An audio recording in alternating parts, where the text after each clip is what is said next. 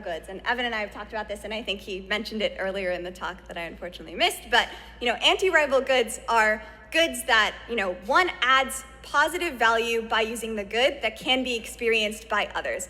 The term was coined by Professor Steven Weber at Berkeley to describe open source software, but it can be extended to categories far beyond it, right? Discoveries and inventions like solar cells, that's an anti-rival good. The more people use it, the more that ecosystem grows, and it's positive for everyone. Ideas are in this category. Systems of law and institutions are in this category. I mean, liberal democracy, for example, one adds positive value if you participate in that system to others in that system. Protocols, blockchain protocols, standards like TCP/IP, there are so many types of goods that underpin our systems that are really, in many cases, anti-rivalrous. And so what do we do with that, right? And I think there are a couple of specific things that we can keep in mind about anti-rivalry that help us sort of structure the types of goods that we might want to fund in this space. So one is that anti-rivalry tends to be systemic.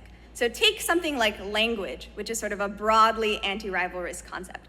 Individual instantiations of this can be rival or not. A book can be very rival, a printed book, right? And it is a way that people get brought into this anti-rivalrous network of language, but the overall system is better the more that people use it. If I'm speaking a language that no one else speaks, that's useless for me, right? The more people speak English as an English speaker, the better it is for me to speak that language, but very much, certain parts of English are very much rivalrous. So we have to think about this balance. And I think this is where we think about it can apply differently to different aspects of the same good. So think of something like a traffic light. The physical object is clearly rival, can't be replicated at zero marginal cost.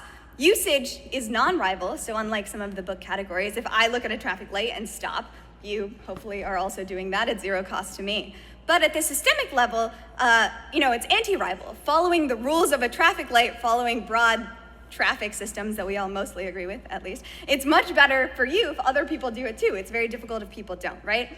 So in fact, we realize that there are probably optimal trade-offs between rivalry and non-rivalry in particular instantiations that can create this anti-rival system. So that's one piece.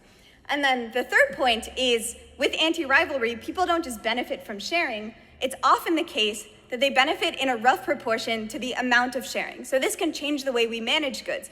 Instead of aiming for excludability, which we talked about earlier, sometimes you need to aim for excludability to enable innovation and things like this, we actually want to enable not only permissiveness, but sometimes actively inclusion, because the shared benefit to the network is proportional to the amount of inclusion that you have.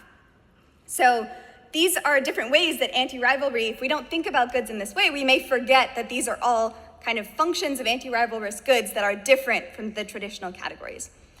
And I would say the conclusion from what we've gone through so far, from the 2x2, recognizing goods can be moved around and thinking about this concept of anti-rivalry, is goods can be made anti-rival, and more important, systems can be made anti-rival. And I would argue this is a core part of what we should be aiming for at a systemic level when trying to fund the commons or fund public goods and all of these kinds of things that we talk about.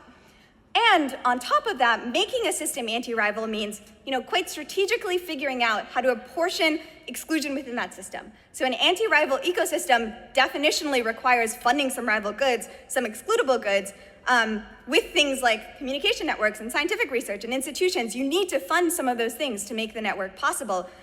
And if we do the right balance, we may get something like positive sum networks built off of these anti-rival goods.